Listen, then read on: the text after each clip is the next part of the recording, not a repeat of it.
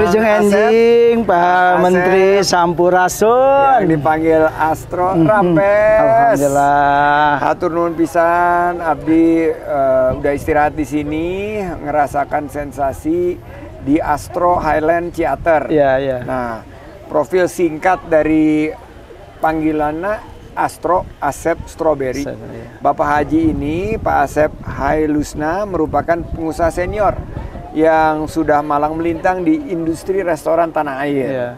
Nah, khususnya di Jawa Barat. Nah, di Provinsi Jawa Barat nih beliau mendirikan rumah makan Asep Strawberry tahun 2006. Lokasi pertama dari restoran Liwet ini ada di Jalan Raya Nagrek, ya. Jawa Barat. Ya. Saat ini usaha Pak Asep Strawberry telah memiliki banyak cabang dan saya banyak datang di Garut juga ada. Termasuk yang termasuk yang teranyar berada di Theater Subang yaitu Astro Highland Theater. Nah, kita sekarang ngobrol-ngobrol nih sama Bapak Asep, Kang Asep. Aku panggilnya Kang Asep aja ya. Abdi panggil Kang Asep. Sampurasun. Rampes. Atur nuhun pisan Kang Asep parantos diangkat di dia. Tempatnya meni saya pisah. Aduh, atur nuhun. Aduh, lihat saya yang di kebon teh. Ini sensasi nggak bisa didapatkan di Jakarta. Kunaon ini namina Asep Strawberry ceritanya. Nah, ini sebuah perjalanan yang sebenarnya jauh ya, tapi karena kita dari awal mengawali usaha itu konsen di budidaya stroberi. Karena Lembang, ini ada stroberi di depan kita. Ini boleh boleh sambil silakan sambil dicicip-cicip.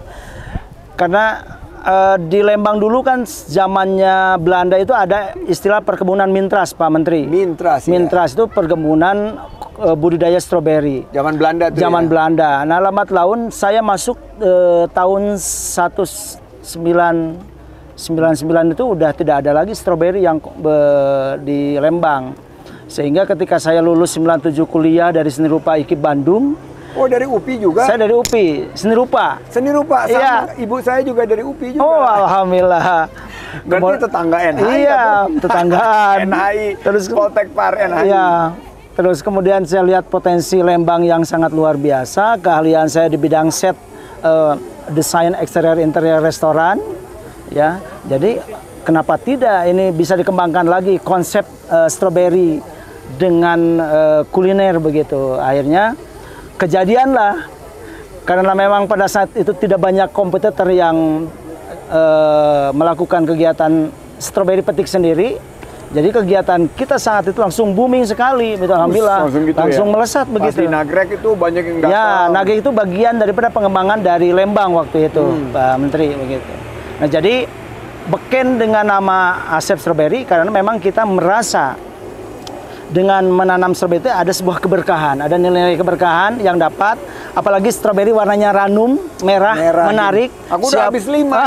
Siapa orang yang tidak kenal dengan stroberi, kan, ya sangat sehat sekali. Kandungan vitamin C-nya sangat-sangat tinggi. Jadi begitu.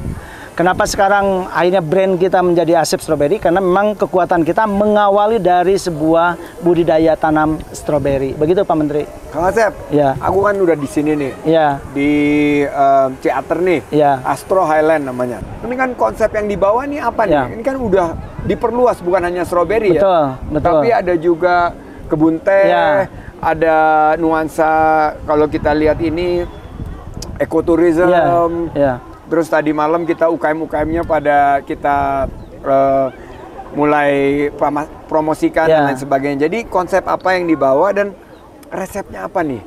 Tips supaya usahanya selalu ramai, setiap kali buka pelanggan dan wisatawan itu selalu berbondong-bondong datang ke outletnya Asep Strawberry. Baik, Pak Menteri. 16 tahun sudah saya melakukan kuliner ya, dari mulai Garut, Tasik, Sumedang ya.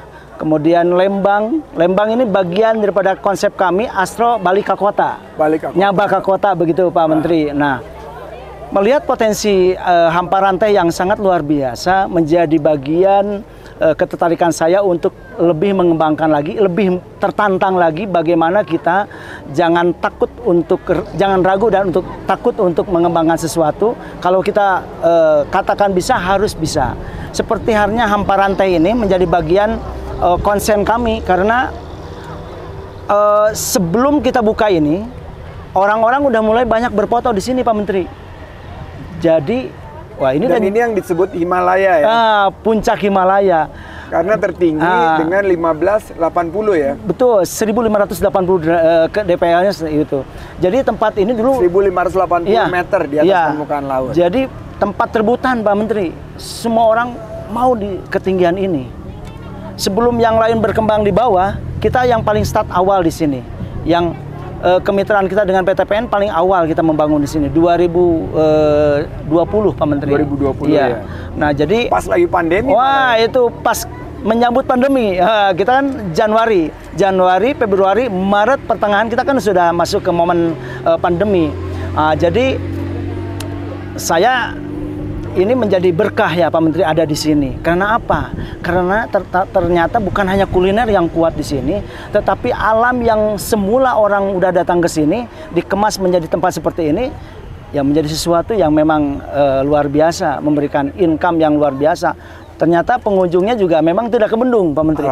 Kalau situasinya normal, apalagi kemarin ada new normal, kita sampai tembus di 6.500 pengunjung per hari. 6.000 pengunjung. Dan itu juga dalam keadaan buka tutup karena memang kita tidak ketahan. Situasi kita kan memang pembangunan masih berjalan. Nah, mensiasati situasi pandemi supaya bagaimana kita tetap bertahan dan maju, ya tentu itu kembali lagi kepada kreativitas kita Pak Menteri.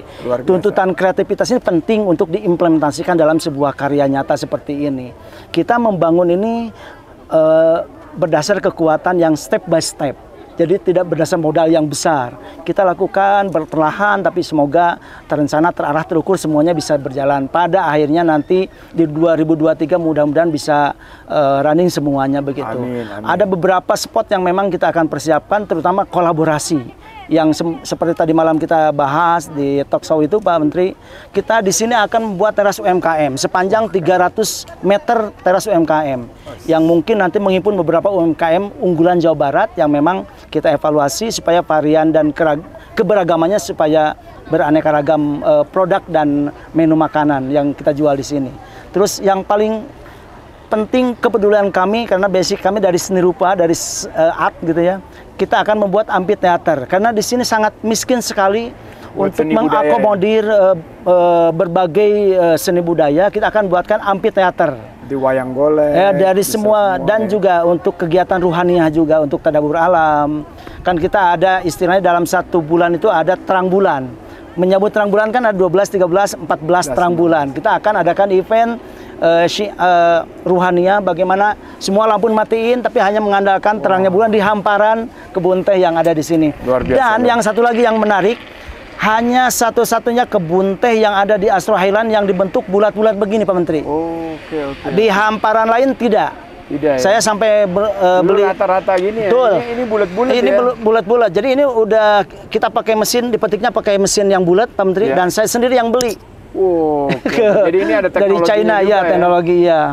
Nah baik. Ya begitu Menteri. Jadi Kang Asep, sekarang sudah berapa cabang dan berapa jumlah karyawan total Asep Strawberry Group nih?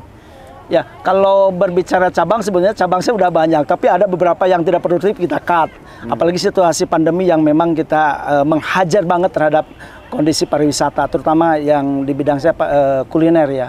Jadi sekarang itu kalau disebut baru ada 16 kembali yang hidup. 16 dan berapa jumlah karyawan dan total? Karyawan kurang lebih mungkin sekarang udah 1.000 lebih sedikit lah. Gitu ya, alhamdulillah. Luar biasa. Yang tetap Pak Tapi Menteri. Yang menarik ini ya, biasanya kan daya tarik wisata terus baru kuliner. Ini terbalik ya, kuliner yang menarik ya, sesuai dengan passion wisata. Kita kuliner dulu ya. Passion ya, dan juga seni pertunjukan, seni rupa dan lain sebagainya. Nah, pernah nggak selama 16 tahun membangun ini Kang Asep merasakan kesulitan, mungkin pandemi ini, terus momen apa yang menjadi titik balik Kang Asep bangkit kembali dan bisa justru melihat peluang di saat-saat sulit seperti ini? Iya, dalam sebuah kegiatan pasti dihadapkan dengan sebuah risiko Pak Menteri. Tidak ada yang pekerjaan yang tidak berisiko. Tetapi bagaimana saya mensiasati itu dengan cara saya. Jadi saya itu bekerja melalui hati. Pekerjaan melalui seni. Jadi apa yang kita lakukan itu hanyalah implementasi dalam sebuah karya.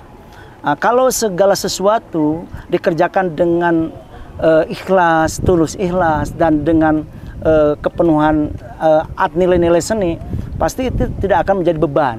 Bergerak natural, alamiah saja. Jadi ketika kita mengalami sebuah hambatan, hambatan itu adalah bagian daripada pembelajaran. Tidak mesti menjadi sebuah penyesalan. Bagaimana kita bijak, cerdas, memanage sebuah permasalahan menjadi sebuah nilai pendidikan. Buat saya itu seperti itu, Pak Menteri. Jadi yang saya rasakan dari dulu tidak ada kendala yang sangat urgent, rongrongan yang sangat urgent buat saya. Masalah adalah pembelajaran. Semua disikapi. Keberhasilan adalah hadiah. Syukur nikmat, begitu Pak Menteri. Keberhasilan adalah hadiah. Hadiah dan syukur nikmat adalah hal yang harus kita lakukan. Nah, itulah filosofi dari Kang Asep Strawberry. Nah, sekarang kan udah kuliner, berkembang lagi ke penginapan, wisata dan lain sebagainya. Ada lagi nggak nih ekspansi bisnis yang sudah mulai terpikirkan selain kolaborasi sama UMKM? Begini Pak Menteri, ini adalah bagian dari perhatian saya tentang konsep wisata edukasi alam, Pak Menteri. Jadi hamparan ini ingin menjadikan yang memberikan kontribusi banyak terhadap pendidikan generasi kita, terutama alam. Karena alam yang saya rasakan ini, mohon maaf Pak Menteri, pertanyaan agak sedikit ini dulu biar saya menyampaikan lebih lugas lagi. Jadi kan sekarang itu keberadaan anak-anak kita di era digitalisasi ini, digital begini. Jadi anak-anak kan udah doyannya main gadget ini. Jadi sudah termanjakan dengan hal seperti itu. Akhirnya anak kita minta ke kita tuh pengennya instan, Pak Menteri. Jadi inginnya seperti anak-anak bermain di hamparan kebun teh, lari-lari sama orang tuanya. Kemudian mereka bilang, ayah capek, tunggu dulu, biarkan. Kan itu sebuah perjuangan perjalanan. Harapan saya, kontrol daripada tempat ini sebagai wahana edukasi alam ini, jadi mengontrol kepada penyeimbang. Bagaimana era digitalisasi ini memang penting, dari sisi positifnya kita bangun dan untuk kebaikan bisnis kita, tetapi sisi negatifnya kita sedikit-sedikit minimalisir dengan cara alam ini. Alam ini memberikan sebuah energi positif, Pak Menteri, untuk pendidikan alam, psikomotorik terhadap anak, bagaimana anak bisa berkembang di alam. Dan ini saya yakin satu-satunya pengontrol situasi perkembangan era digitalisasi. Begitu, Pak Menteri. Ini dia salah satu resep suksesnya nih bisnis Kang Asep, karena semuanya dilihat dari sisi pendidikannya, bagaimana hubungan keluarga. Betul. Sebentar lagi kita akan meresmikan Skybridge. Insya Allah. Ini suatu momen daripada Asep Strawberry atau Astro Highland Theater. Jadi kalian kita tunggu nanti di teater di sini Subang. Betul. Jadi saya selalu bilang tadi pagi sama Kang Asep, orang berbelas-belas jam mau ke puncak. Sementara di sini dalam kurun 3 jam kita sudah bisa nyampe di Astro. Ini merupakan suatu pilihan. Dan nanti kita akan lengkapi dengan infrastruktur lain. Terakhir. Karena Bapak ini kan ahli kuliner. Kang Asep ini ahli kuliner. Ada nggak kuliner khas Sunda yang paling siap untuk mendunia menyusul rendang dan sate? Ya, begini Pak Menteri. Saya dari awal memang lama ada kos. Kalau anak mahasiswa itu kos, Pak Menteri. Jadi kekuatan saya menyesuaikan dengan kehidupan di kota itu kan saya dari kampung, Pak Menteri, dari Tasikmalaya. Tasikmalaya pun dari coret lah, dari kampung banget, dari gunung. Kemudian saya selama ngekos itu kan ngeliwat, Pak Menteri. Ngeliwat. Dan ngaliwat itu memang menu makanan rumahan juga. Sebenarnya orang semua pasti mengenal. Tetapi semisal Pak Menteri mau mendorong dan harus mendorong kepada saya, liwet ini ingin mendunia, Pak Menteri. Dan ingin Pak Menteri mencicipi sedikit saja nanti liwet saya. Siap. Yang mungkin nanti saya akan meraciknya. Tadi malam saya udah makan. Sudah makan? Enak sekali. Alhamdulillah. Jadi kayaknya yang didorong oleh Kang Asep Strawberry adalah liwet mendunia. Mantap. Jangan sampai kelewat. Mari kita makan nasi liwet. Astro Jawara. Ada pesan penutup untuk para pemirsa dari Kemenparekraf TV dan Sandi Uno TV? Baik, terima kasih banyak Pak Menteri, Pak Sandiaga Uno.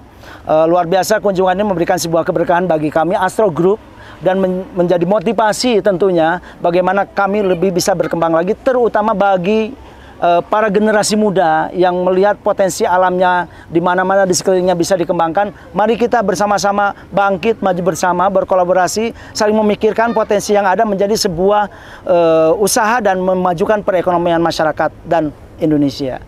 Terima kasih, Ya. Astro, Kang Asep Strawberry. Sampai jumpa di episode lain di Destinasi Wisata dan Sentra Ekonomi Kreatif ala Kemenparekraf dan Ya. Sandi Uno TV. Terima kasih. Sama-sama. Wassalamualaikum warahmatullahi wabarakatuh. Waalaikumsalam. Hatur nuhun pisan. Sami-sami.